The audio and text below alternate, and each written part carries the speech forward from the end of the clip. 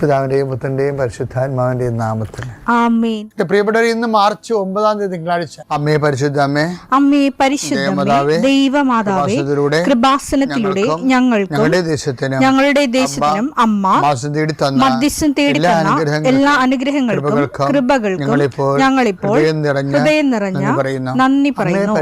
അമ്മേ പരിശുദ്ധമേ, ദൈവമാതാവേ, 2004 ഡിസംബർ 7 ഉച്ചകഴിഞ്ഞ് 2:30 കൃപാസനത്തിൽ സംഭവിച്ച അമ്മയുടെ പ്രത്യക്ഷപ്പെടലിനെക്കുറിച്ച് തിരുസഭയ്ക്ക് സമർപ്പിച്ചിരിക്കുന്ന പഠനരേഖകളുടെ മേൽ സഭാത്മകമായ പഠനം ആരംഭിക്കുവാൻ ഞങ്ങൾ പ്രാർത്ഥിക്കുന്നു. അമ്മേ പരിശുദ്ധമേ, ഭൂസ്വർലോകങ്ങളുടെ രാജ്ഞിയായ അങ്ങേയ്ക്ക് ഭൗമസംരക്ഷണത്തിനായി പ്രപഞ്ചപ്രകൃതിയെ തന്നെ തിരുസഭ പ്രതിഷ്ഠിക്കുവാൻ ഈ പ്രത്യക്ഷീകരണം വഴി ഇടയാക്കണമേ. പരിശുദ്ധമേ, ജപമാല മാതാവേ, സകല പ്രാർത്ഥനയോടും ചേർത്ത് ഞങ്ങളിപ്പോൾ പ്രാർത്ഥിക്കുന്ന ഈ കുടുംബത്തിന്റെ പ്രത്യേക നിയോഗം മക്കളെ.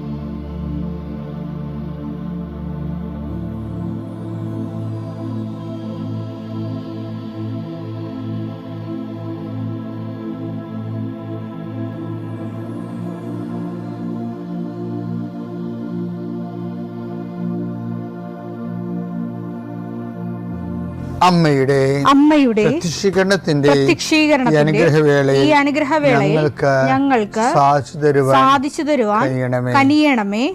ആമേൻ. വിശ്വാസ പ്രമാണം. സർവശക്തനായ പിതാവും ആകാശത്തിന്റെയും ഭൂമിയുടെയും സൃഷ്ടാവുമായ ദൈവത്തിൽ ഞാൻ വിശ്വസിക്കുന്നു. അവിടുത്തെ ഏകപുത്രനും ഞങ്ങളുടെ കർത്താവുമായ ഈശോ മിശിഹായിലും ഞാൻ വിശ്വസിക്കുന്നു. ഈ പുത്രൻ പരിശുദ്ധാത്മാവിനാൽ ഗർഭസ്ഥനായി കന്യകാമറിയത്തിൽ നിന്ന് പിറന്ന് പൊന്തിയോസ് പീലാത്തോസിന്റെ കാലത്ത് പീഡകൾ സഹിച്ച് കുരിശിൽ തറയ്ക്കപ്പെട്ട് മരിച്ച് അടക്കപ്പെട്ട് പാതാളങ്ങളിൽ ഇറങ്ങി മരിച്ചവരുടെ ഇടയിൽ നിന്ന് 3-ാം നാൾ ഉയർത്ത് സ്വർഗത്തിലേക്ക് എഴുന്നള്ളി സർവശക്തിയുള്ള പിതാവായ ദൈവത്തിന്റെ വലതുഭാഗത്തിരിക്കുന്നു. അവിടെ നിന്ന് ജീവിക്കുന്നവരെയും മരിച്ചവരെയും വിധിക്കുവാൻ വരുമെന്നും ഞാൻ വിശ്വസിക്കുന്നു. പരിശുദ്ധാത്മാവിലും ഞാൻ വിശ്വസിക്കുന്നു. വിശുദ്ധ കത്തോലിക്കാ സഭയിലും പുണ്യവാന്മാരുടെ ഐക്യത്തിലും പാപങ്ങളുടെ മോചനത്തിലും ശരീരത്തിന്റെ ഉയർപ്പിലും നിത്യമായ ജീവിതത്തിലും ഞാൻ വിശ്വസിക്കുന്നു. ആമേൻ. സ്വർഗ്ഗസ്ഥനായ ഞങ്ങളുടെ പിതാവേ, അങ്ങയുടെ നാമം പൂജിതമാകണമേ. അങ്ങയുടെ രാജ്യം വരണമേ. അങ്ങയുടെ തിരുമനസ് സ്വർഗത്തിലെ പോലെ ഭൂമിയിലും ആകണമേ. അന്നു വേണ്ടുന്ന ആഹാരം ഇന്ന് ഞങ്ങൾക്ക് തരണമേ. ഞങ്ങളോട് തെറ്റ് ചെയ്യുന്നവരോട് ഞങ്ങൾ ക്ഷമിക്കുന്നത് പോലെ ഞങ്ങളുടെ തെറ്റുകൾ ഞങ്ങളോടും ക്ഷമിക്കണമേ. ഞങ്ങളെ പ്രലോഭനത്തിൽ ഉൾപ്പെടുത്തരുതേ, തിന്മയിൽ ഞങ്ങൾ രക്ഷിക്കണമേ. ആമേൻ. നന്മ നിറഞ്ഞ മറിയമേ, സ്വസ്തി. കർത്താവ് അങ്ങയുടെ കൂടെ സ്ത്രീകളിൽ അങ്ങ് അനുഗ്രഹിക്കപ്പെട്ടവളാകുന്നു. അങ്ങയുടെ ഉദരത്തിൻ ഫലമായി ഈശോ അനുഗ്രഹിക്കപ്പെട്ടവനാകുന്നു. പരിശുദ്ധ മറിയമേ, തമ്പുരാന്റെ അമ്മേ, പാപികളായ ഞങ്ങൾക്ക് വേണ്ടി ഇപ്പോഴും ഞങ്ങളുടെ മരണസമയത്തും തമ്പുരാനോട് അപേക്ഷിക്കണമേ. ആമേൻ. കർത്താവേ, നിന്റെ ഉന്നതമായ നാമത്തിന് സ്തോത്രം ചെയ്യുന്നു. കർത്താവേ, നിന്റെ വിശുദ്ധ പൗരോഹിത്യത്തെ മഹത്വപ്പെടുത്തണമേ. കർത്താവേ, സഭയിലുള്ള സാന്നിധ്യം പ്രകടമാക്കണമേ. 40 വർഷം ഞാൻ അർപ്പിച്ച കൃപാനയുടെ യോഗ്യതയാൽ കൃപാസ്ഥാനത്താറെ ജീവനോടെ പ്രത്യക്ഷപ്പെട്ട പരിശുദ്ധ അമ്മയുടെയും മാധ്യസ്ഥത്തിൽ ഇന്ന് ഉത്തരവാദിത്തങ്ങളിലേക്ക് പോകുന്ന എല്ലാവരെയും ഞാൻ ഈശ്വര നാമത്തെ ആശ്രയിക്കുന്നു. ജോലി, വീട്, വിവാഹം, ബാങ്ക്, പരീക്ഷ, പഠനം, ഇൻ്റർവ്യൂ, സ്ഥലമെടുപ്പ്, സ്ഥലം അളപ്പ്, വീട് വെക്കൽ, അപേക്ഷ കൊടുക്കൽ, ഇങ്ങനെ ആശുപത്രി പോക്ക്, ടെസ്റ്റ്, അതുപോലെ തന്നെ ബയോപ്സി, ഇങ്ങനെ എന്തെല്ലാം കാര്യങ്ങൾക്ക് വേണ്ടി നിൻ്റെ ദൈവപതിൽ നീ പോകുന്നുവോ, come with you wherever you go. നീ എവിടെ പോയാലും നിൻ്റെ കൂടെ ഞാൻ ഉണ്ടായിരിക്കും. നല്ല കർത്താവിൻ്റെ വാഗ്ദാന പ്രകാരം സഞ്ചാരി മാതാവ് സമയത്തിൻ്റെ അധികാരി നിൻ്റെ കൂടെ വരികയും നിൻ്റെ ഉദ്ദേശ ലക്ഷ്യങ്ങളെ ആശീർവദിക്കുകയും നീ അറിയാത്ത അവിചാരിതമായ അപകടങ്ങൾ, ആകസ്മിക സങ്കടങ്ങളിൽ നിന്ന് കർത്താവ് നിൻ്റെ യാത്രയുടെ ലക്ഷ്യത്തെ സംരക്ഷിക്കട്ടെ. രോഗികൾ, പീഡിതരെ, മാനസിക സങ്കടം അനുഭവിക്കുന്നവർ, ഡിപ്രഷൻ അനുഭവിക്കുന്നവർ, മരുന്ന് കഴിച്ചിട്ട് ഉറക്കം മൂടുകയും ശരീരം തൂക്കം വെക്കുകയും ചെയ്യുന്നതല്ലാതെ പ്രത്യേകിച്ച് പ്രയോജനമൊന്നും ഇല്ലാതെ ഡിപ്രഷൻ കൊണ്ട് വേദനിച്ച് ജീവിക്കുന്ന ആൾക്കാർ, കർത്താവേ നീ അവരെ തൊടണമെന്ന് പ്രാർത്ഥിക്കുന്നു. ഓട്ടിസം കുഞ്ഞുങ്ങൾ, ഹൈപ്പർ ആക്ടിവിറ്റി കുഞ്ഞുങ്ങൾ, അവിടെ മാതാപിതാക്കന്മാരെ മനസ്സ് കെട്ടുപോയവർ, തകർച്ച, സങ്കടം കൊണ്ട് അവർക്ക് ജീവിക്കാൻ പറ്റാത്തവർ, ജീവിക്കാൻ വേണ്ടി ജീവിതത്തോട് മൽപ്പിടുത്തം നടത്തുന്നവർ, മരുന്ന് കഴിച്ചിട്ടും രോഗം സുഖമാക്കാതെയും രോഗം പൊറുക്കാതെയും ഇരിക്കുന്നവർ, എൻ്റെ കർത്താവിന് ഉന്നതമായ നാമത്തിൽ, സഭയുടെ അധികാരത്തിൽ, കുരിശിൻ്റെ അടയാളത്തിൽ, ദൈവശക്തിയാൽ നിനക്ക് ദൈവസന്ധിപ്പും സൗഖ്യം ലഭിക്കട്ടെ. നിത്യം പിതാവും പുത്രനും പരിശുദ്ധാത്മാവായ സർവ്വേശ്വരാ എന്നേക്കും ആമേൻ. എൻ്റെ പ്രിയപ്പെട്ടവരെ, ഈ ആഴ്ചയിൽ നമ്മൾ കർത്താവ് മനസ്സ് നിറഞ്ഞ് പറഞ്ഞ ഒരു വല്ലാത്ത കഥയാണ് the story of the prodigal son, ധൂർത്തപുത്രൻ്റെ കഥ. അതിന് ഇടക്കാലം കൊണ്ട് സ്നേഹപിതാവിൻ്റെ കഥയെന്നൊക്കെ പറഞ്ഞ് ബൈബിൾ വ്യാഖ്യാനക്കാർ അതിനെ കുറച്ച് മസാലകൾ ചേർക്കുന്നുണ്ട്. പക്ഷേ അതിനും അപ്പുറത്ത് അത് തൻ്റെ കൂടെ നിന്ന് എല്ലാം ഉള്ളതും ഇല്ലാത്തതും ഒരുപോലെ അനുഭവിച്ച ഒരു മകൻ്റെ കഥ കൂടിയാണത്. അത് മൂത്ത മകനാണ്.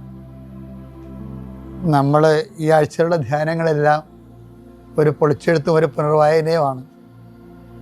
അതിൽ നമ്മൾ ആദ്യം കാണുന്നത് ഈ ഇളയ മകൻ അവനെല്ലാം നശിപ്പിച്ച് ദൂർത്തടിച്ച് കഴിഞ്ഞപ്പോൾ ആ നാട്ടിലൊരു ക്ഷാമം ഉണ്ടായി. അപ്പോൾ അവൻ ചിന്തിച്ചു, എൻ്റെ പിതാവിൻ്റെ ദാസന്മാർ എത്രയോ സുഭിക്ഷമായ ഭക്ഷണം കഴിക്കുന്നു, ഞാനോ ഇവിടെ വിശന്ന് മരിക്കുന്നു. ഞാൻ എഴുന്നേറ്റ് എൻ്റെ പിതാവിൻ്റെ അടുക്കിലേക്ക് പോകും. അതൊരു ഡിസിഷനാണ്, തീരുമാനം. എല്ലാ മാനസാന്തരങ്ങൾക്കും ഒരു തീരുമാനമുണ്ട്. തീരുമാനമില്ലാത്ത വെറും ആശയങ്ങൾ മാത്രമായ മാനസാന്തരം സുവിശേഷത്തിൻ്റെ ദൃഷ്ടിയിൽ സ്വീകാര്യമല്ല. ഒരു ഡിസിഷൻ, സക്കേവസും ഒരു ഡിസിഷൻ എടുത്തതാണ്. ഞാൻ എൻ്റെ ആടെങ്കിലും വക വഞ്ചിച്ചെടുത്തിട്ടുണ്ടെങ്കിൽ 4 ഇരട്ടിയായിട്ട് തിരിച്ചു കൊടുക്കുന്നത് എല്ലാം തീരുമാനമാണ്. എപ്പോഴും ഒരു മാനസാന്തര അനുഭവത്തിൻ്റെ തീരുമാനം ഉണ്ടാകണം. അതുപോലെ ഇദ്ദേഹം ഒരു തീരുമാനം എടുത്തതിൽ ഒരു ധൂർത്തപുത്രൻ്റെ തിരിച്ചുവരവിൻ്റെ ഒരു തീരുമാനം എന്താണെന്നറിയാമോ? ഒരു തീരുമാനം, ഇയാൾ വേശ്യകളുടെ കൂടെ സ്വത്ത് ദൂർത്തടിച്ചെന്ന് പറയുന്നത് ആരോപണം മാത്രമാണ്. നമുക്കറിയത്തില്ല, ചേട്ടായി പറയുന്നൊരു ആരോപണമാണ്. ചിലപ്പോൾ ശരിയാകാം, ചിലപ്പോൾ തെറ്റാകാം. പക്ഷെ കാശ് പോയെന്നുള്ള കാര്യം സത്യമാണ്. ഗതികെട്ട് നശിഞ്ഞ് നാറാണക്കല്ലും പറിച്ച് തിരിച്ചു വന്നു എന്നുള്ള കാര്യവും സത്യമാണ്. പക്ഷെ എന്നാലും അദ്ദേഹം പറഞ്ഞൊരു വാക്കുണ്ട്, ഞാനത് റീഫണ്ട് ചെയ്യാമെന്ന് പറയുന്നുണ്ട്. അപ്പൻ്റെ വീട്ടിലത് നിർത്തിയാൽ മതി, ഞാനത് റീഫണ്ട് ചെയ്തോളാം, ഞാൻ നഷ്ടപ്പെടുത്തിയത് എന്നെ ആവുന്നവരെ, മരണം വരെ ജോലി എടുത്താലും ശരി, അപ്പന് നഷ്ടപ്പെട്ടത് ഞാൻ തിരിച്ചു തന്നോളാം എന്ന് പറയും. അതൊരു വല്ലാത്ത വാക്കാണ് ശരിക്കും. ലുക്കാ 15:18, ഞാൻ എഴുന്നേറ്റ് എൻ്റെ പിതാവിൻ്റെ അടുത്തേക്ക് പോകും. ഞാൻ എഴുന്നേറ്റ് എൻ്റെ പിതാവിൻ്റെ അടുക്കിലേക്ക് ഞാൻ അവനോട് പറയും. പിതാവേ, സ്വർഗത്തിനെതിരായും നിന്റെ മുമ്പിലും ഞാൻ പാപം ചെയ്തു. നിന്റെ പുത്രനെന്ന് വിളിക്കപ്പെടാൻ ഞാൻ ഇനി യോഗ്യനല്ല. നിന്റെ ദാസരിൽ ഒരുവനായി എന്നെ സ്വീകരിക്കണമേ. ഇപ്പൊ അത് അവൻ്റെ ഒരു സോളിലോക്കിയാണ്. അവൻ്റെ മനസാക്ഷി അവനെ ധ്യാനിപ്പിക്കുക. ധ്യാനഗുരുവില്ല, ധ്യാനകേന്ദ്രമില്ല, നല്ല നാട്ടുകാരില്ല പറഞ്ഞു കൊടുക്കാൻ. ഇതൊന്നും ഇല്ലെങ്കിലും ഒരു മനുഷ്യന് മനസാക്ഷി തന്നെയാണ് അവൻ്റെ ധ്യാനഗുരു. കാര്യം നമ്മുടെ തെറ്റും ശരിയൊക്കെ നമ്മുടെ മനസാക്ഷിക്ക് അറിയാം. പക്ഷേ ചില ആൾക്കാർ ദുരഭിമാനം കൊണ്ട്, ഞാൻ ഈ ധൂർത്തപുത്രനെ തിരിച്ചു വരെ എനിക്ക് ഏറ്റവും ഇഷ്ടപ്പെട്ടത് ഇവന് ദുരഭിമാനം ഇല്ലെന്നുള്ളതാണ്. അത് നമുക്ക് അടുത്ത ദിവസം കാണാനെക്കുറിച്ച്. ഇപ്പോൾ നമ്മൾ ചിന്തിച്ചുകൊണ്ടിരിക്കുന്നത് ഈ ധൂർത്തപുത്രൻ്റെ മനസ്സിൽ അവനൊരു തീരുമാനം എടുക്കുമ്പോൾ ആ തീരുമാനത്തിൻ്റെ ഒരു വിഷയം എന്താണെന്നറിയാവോ? അങ്ങയുടെ ദാസരിൽ ഒരുവനായി എന്നെ സ്വീകരിക്കണമേ. എന്നുവെച്ചതിൻ്റെ അർത്ഥം എന്താണ്? ഞാനിത് റീഫണ്ട് ചെയ്തോളാം. എല്ലാം ചെയ്യാൻ പറ്റുമെന്ന് അറിയത്തില്ല, ഭീമമായ തുകയാണ്. എന്നാൽ ആ മനുഷ്യന് ഒരു ആഗ്രഹമുണ്ട്. എന്താണ്? പരിഹാരം ചെയ്യണമെന്ന്. നോൻപ് കാലം പരിഹാരത്തിൻ്റെ കാലമാണ്. നമ്മൾ ഇപ്പോഴ് ആണ്ടുകുംഭാസ നടത്തുമ്പോൾ പോലും ആ പരിഹാരം ഒരു കാലികമായ തിന്മയിൽ നിന്നുള്ളൊരു പരിഹാരത്തിനാണ് നമ്മൾ പ്രായശ്ചിത്തമായിട്ട് ചെയ്യുന്നത്. പക്ഷെ പ്രായശ്ചിത്തം നമ്മൾ ചൊല്ലുകയാണ് ചെയ്യണത്. ഇയാൾ പറയണത് ഞാൻ പ്രായശ്ചിത്തം ചെയ്തോളാം എന്നാണ് പറയണത്. പ്രായശ്ചിത്തം ചൊല്ലാൻ ആർക്കും കഴിയും, അവിടെ മുട്ടയെന്ന് മൂസ്വർഗസ്ഥനായ ചൊല്ലിട്ട് പോന്നാൽ മതി. പക്ഷേ ഇയാളങ്ങനെയല്ല പറയണത്. അങ്ങയുടെ ദാസരിൽ ഒരുവനായി എന്നെ സ്വീകരിക്കണമെന്ന് പറയുമ്പോൾ ഞാൻ പ്രായശ്ചിത്തം ചെയ്തോളാമെന്ന. ഇത് ദൈവദർശന സ്വീകാര്യമായ കർത്താവിൻ്റെ മനസ്സിലിരിപ്പാണ്. ഈ കഥയെല്ലാം വരണം എവിടെ നിന്നാണ്? കർത്താവ് എങ്ങനെയാണ് പാപിയെ കാണുന്നത്? പ്രായത്തെ ചൊല്ലുന്നവരെ അല്ല. അയാൾ പറയുന്നുണ്ട് അങ്ങക്കെതിരായി ഞാൻ പാപം ചെയ്തു പോയി എന്നൊക്കെ ഏറ്റു പറയുന്നുണ്ട് അയാൾ. പക്ഷെ പ്രായശ്ചിത്തം അയാൾ ചെല്ലുകയല്ല ചെയ്യണത്, പ്രായശ്ചിത്തം ചെയ്തോളാമെന്ന് പറയണതാണ്. നമുക്ക് പ്രാർത്ഥിക്കാം. കർത്താവായ ദൈവമേ, ഈ നോൻപ് കാലത്ത് ഞാൻ അങ്ങയുടെ തിരുസന്നിധിയിൽ അങ്ങനെക്ക് നൽകിയ വിശുദ്ധിയും വരപ്രസാദവും നഷ്ടപ്പെടുത്തിക്കൊണ്ട് അങ്ങയുടെ കൃപയിൽ നിന്ന് അങ്ങയുടെ വിശുദ്ധ രക്തത്തിനെതിരായി ചെയ്ത പാപങ്ങളെ ഓർത്ത് അങ്ങയുടെ കൃപയിൽ നിന്ന് മാറ്റപ്പെട്ടതിനെ ഓർത്തും ഞാൻ പശ്ചാത്തപിക്കുന്നു. അങ്ങനെ സംഭവിച്ചു പോയതിൽ ഞാൻ ഖേദിക്കുകയും എന്റെ പാപങ്ങൾക്കെല്ലാം ധൂർത്തപുത്രനെ പോലെ അക്ഷരാർത്ഥത്തിലെ പരിഹാരം ചെയ്യാനുള്ള കൃപ എനിക്ക് നൽകണമേ എന്ന് പ്രാർത്ഥിക്കുന്നു. അപ്പൊ നിങ്ങളവർക്ക് എന്താണ് പശ്ചാത്താപം, എന്താണ് പരിഹാരം ചെയ്യേണ്ടതെന്ന്? ഇപ്പൊ നിങ്ങളൊരു അബോർഷനാണ് സംഭവിച്ചതെന്നുണ്ടെങ്കിൽ അബോർഷന്റെ പരിഹാരം എന്താ? 2-3 പരിഹാരങ്ങളുണ്ട്. ഒന്ന്, ഒരു കുഞ്ഞിനെ ദത്തെടുക്കാം, അല്ലേ? പഠിക്കാത്ത കുഞ്ഞുങ്ങൾ, അപ്പനില്ലാത്ത കുഞ്ഞുങ്ങളുണ്ടാകും, അപ്പം മരിച്ചുപോയ കുഞ്ഞുങ്ങളുണ്ടാകും. അതുപോലെ തന്നെ ഇപ്പം കഴിഞ്ഞ ദിവസങ്ങളിൽ പങ്കുവെച്ച് ചെയ്തിരിക്കുന്നത് ഓട്ടിസമുള്ള കുഞ്ഞുങ്ങളെയൊക്കെ വളർത്തുകയാണ്. ചെറിയൊരു വരുമാനത്തിലാണ്, പക്ഷേ ആ വരുമാനം കൊണ്ട് എന്താകാനാണ്? ഓട്ടിസമുള്ള ഒരു കുഞ്ഞിനെ വളർത്താൻ ഒരു അമ്മക്ക് പറ്റുന്നില്ല. അപ്പോഴാണ് 5-6 കുഞ്ഞുങ്ങളെ ഒരമ്മ വളർത്തിക്കൊണ്ട് വരണത്. അപ്പോൾ അത് ഉള്ളിൻ്റെ ഉള്ളൊരു പരിഹാരമാണ് ശരിക്കും പറഞ്ഞാൽ. ഇതുപോലെ തന്നെയാണ് ചില അനാഥാലയങ്ങളിൽ പോയി പ്രായമായവരുടെ ഉടുപ്പൊക്കെ അലക്കി കൊടുക്കുകയും അവർക്ക് ഇങ്ങനെ ബോധമില്ലാതെ ഫസ്റ്റ് കോളും സെക്കൻഡ് കോളും ഒക്കെ കഴിഞ്ഞ് കിടക്കുന്ന ആൾക്കാരെ കഴുകുന്നില്ലേ? ഇപ്പം കന്യാസിമാർ 2 പേരൊക്കെ ചിലപ്പോൾ ഉണ്ടാകത്തുള്ളൂ. ഓരോരുത്തരുടെ കഴുകി വരുമ്പോൾ തന്നെ മണി 12 ആവും. അത് നിസ്സാര കാര്യമില്ല. അപ്പം നമ്മുടെ സിസ്റ്റേഴ്സിൻ്റെ ദൈവവിളി എന്ന് പറഞ്ഞാൽ ആ ദൈവവിളിയുടെയൊക്കെ മുമ്പിൽ നമ്മൾ തൊപ്പിയെടുത്ത് ഹാറ്റ് ഓഫ് ചെയ്യേണ്ടി വരും. കാര്യം ഞാനൊരു ജന്മന വൈകല്യമുള്ള കുഞ്ഞുങ്ങളുടെ ഒരു കോൺവെൻറ്റിൽ വയനാട്ടിലോ എവിടെയോ ചെന്നപ്പോൾ DSSകാരുടെ എൻ്റെ മനസ്സ് നിറഞ്ഞു പോയി. 2 സിസ്റ്റർമാർ ആ ജന്മം മൊത്തം ഒഴിഞ്ഞു വെച്ചിരിക്കുകയാണ് ഈ കുഞ്ഞുങ്ങൾക്ക് വേണ്ടി. അവിടെ അമ്മമാർ പോലും നോക്കണതിനേക്കാളുമാണ് അവർ നോക്കുന്നത്. എനിക്കത് എങ്ങനെ അവർ ചെയ്യണമെന്ന്. ഈ ക്രിസ്ത്യൻ ചാരിറ്റി എന്ന് പറയുന്നത് ബൈബിളിലുള്ളതിനേക്കാളും പവർഫുള്ളായിട്ടാണ് ഈ പലരും ചെയ്യണത് ഇന്നത്തെ കാലത്ത്. അതാണ് പരിഹാരം ചെയ്യുക. മറ്റുള്ളവരുടെ തിന്മകൾക്ക് പോലും നമ്മൾ പരിഹാരം ചെയ്യുമ്പോൾ ദൈവത്തിരുസേന റിട്ടാലിയേഷൻ സംഭവിക്കും, നീതീകരിക്കപ്പെടുകയും അതിൻ്റെ ഓഹരി കൃപയായി ചൊരിഞ്ഞു കിട്ടുകയും നമ്മുടെ ആത്മാ പുണ്യപ്പെടുകയും ചെയ്യുന്നൊരു കാലമാണ് നോൻപ് കാലം. ഇത് ചെയ്യണേ പിതാവിൻ്റെയും പുത്രൻ്റെയും പരിശുദ്ധാത്മാവിൻ്റെയും നാമത്തിൽ.